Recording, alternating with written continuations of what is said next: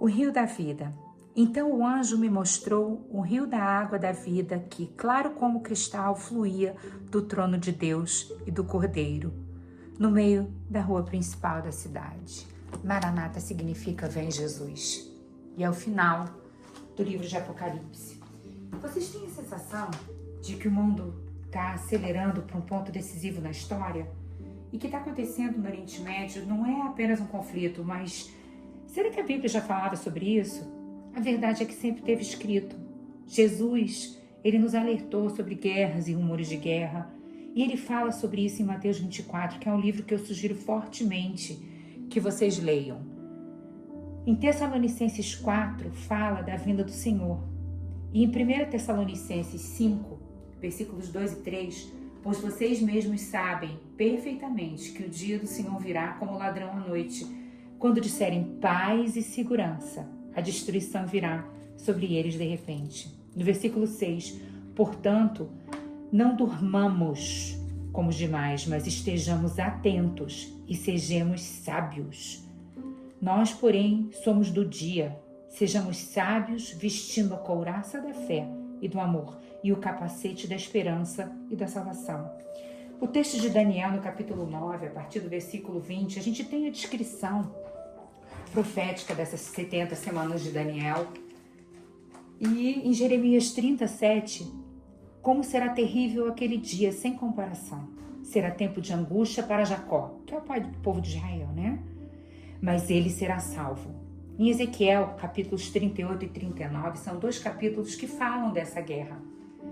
A gente viu o início de um conflito de Israel pela Operação Rising Lion, que significa imagem bíblica de Números 23, 24. Ergue-te como um leão jovem, e ele não se deita até devorar sua presa. E aí a gente vê a resposta do Irã, né? Que a gente tem a operação que eles chamaram de True Promise 3, né? Que é um conflito que está instalado, né? Essa escalada militar, ela lembra as palavras de Jesus lá de Mateus 24, 7. Nação se levantará contra nação e reino contra reino. E Deus nos chama para oração e intercessão pela paz. 2 Tessalonicenses 2, 3 e 4. Ninguém de modo algum vos engane, porque isso não acontecerá sem que antes venha a apostasia, que é o abandono da fé, e seja revelado o homem do pecado, que é o anticristo, o filho da perdição, o qual se opõe e se levanta contra tudo que se chama Deus, chegando a assentar no santuário de Deus e proclamando que ele é Deus. Isso é profético? Enquanto a guerra se intensifica, a fé de muitos vai se esfriar. E a apostasia é o palco para a manifestação desse anticristo. A desordem global, o uso do nome de Deus como justificativa para a destruição, para a guerra, é um dos sinais de que o espírito de engano já está atuando aqui na terra. Em Apocalipse 16, do versículo 12 a 16, o 6º anjo derramou a sua taça sobre o rio Eufrates e a sua água secou, para que se preparasse o caminho dos reis que vêm pelo Oriente, e os ajuntaram em um lugar hebraico que se chama Margedon. Apocalipse 13, 7, foi-lhe dado também que pelejasse contra os santos e os vencesse.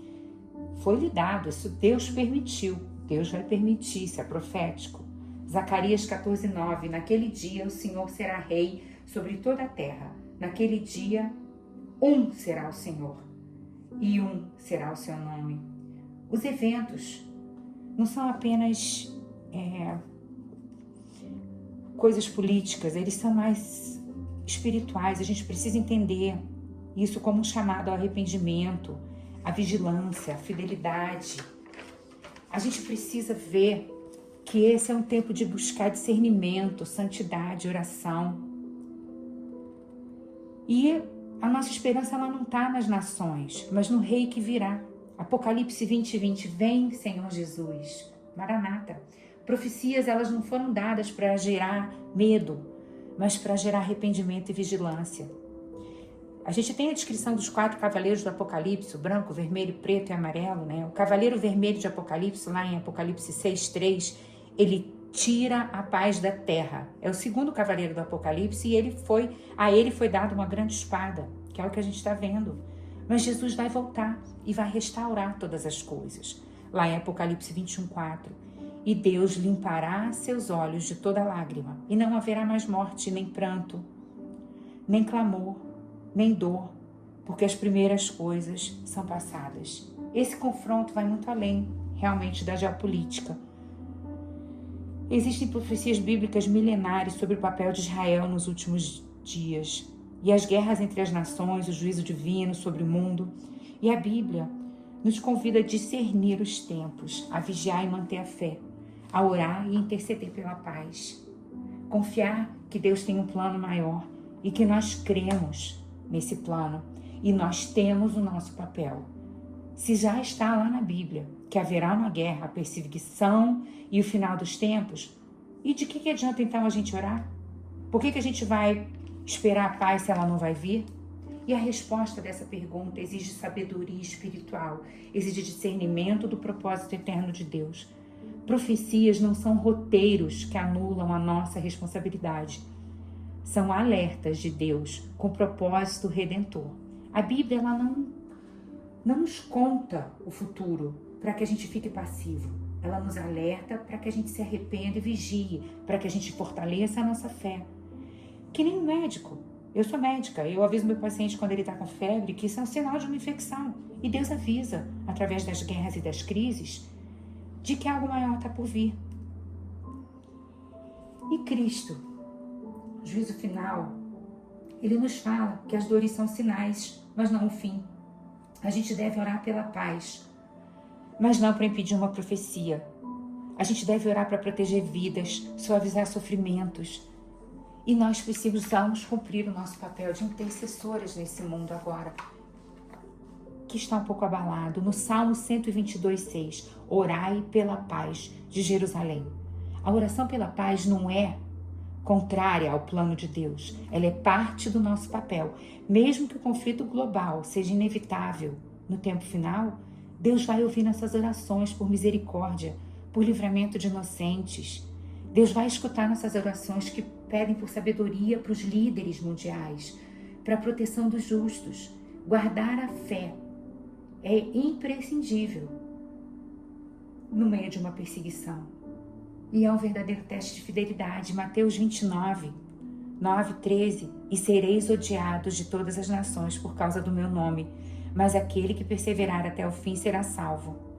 Gente, isso foi Jesus que falou. Se a gente não entender isso e não prestar atenção nisso, a gente vai perecer. Perseguição não é sinal de derrota, mas é um alinhamento com o reino de Deus. Muitas coisas estão sendo ignoradas. Tem pessoas que zombam e ignoram a fé. Essas pessoas vão ver esses acontecimentos que já estavam previstos. E nós, se a gente permanecer firme, a gente vai servir de luz em meio à escuridão. A gente precisa entender que o plano de Deus envolve o juízo, mas envolve a salvação. E é por isso que a gente tem que lutar pela salvação de outras pessoas que não conhecem. Em 2 Pedro 3:9, o Senhor não retarda a sua promessa, mas é paciente para convosco, não querendo que ninguém pereça, senão que todos cheguem ao arrependimento. Guerras, tribulações, elas são os despertadores espirituais. Deus permite que o mundo entre em crise para que muitos se voltem para Ele. A nossa missão é permanecer em fé, em amor, orar, anunciar a verdade, evangelho, anunciar o evangelho. Evangelho é o amor, é a boa nova, por meio de Jesus, por meio do sacrifício dele na cruz, pela salvação das nossas almas.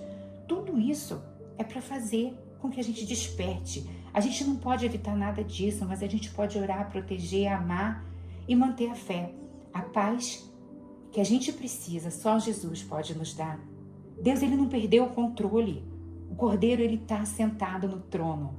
E você nasceu nesse tempo com um propósito. Você não nasceu nessa época da história da humanidade por acaso.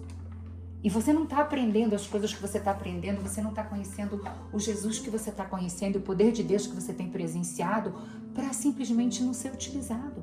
A tua oração tem poder, a tua fé é luz, o teu amor é resistência. A última palavra não vai ser de míssil, não vai ser de bomba. nem das nações, nem dos jornais. A última palavra vai ser de Deus. E essa palavra será uma palavra de vida, uma palavra de restauração, uma palavra de justiça e uma palavra de eternidade. Eu oro hoje em nome de Jesus, para que cada um tenha a revelação das profecias, tudo que está escrito, e para que Deus nos dê sabedoria, nos dê motivação, nos dê amor, nos dê fé e nos mantenha firmes diante de todos os medos e as inseguranças que esse tempo tem trazido. Que o dia de vocês seja de reflexão e de oração. Eu oro em nome de Jesus. Amém.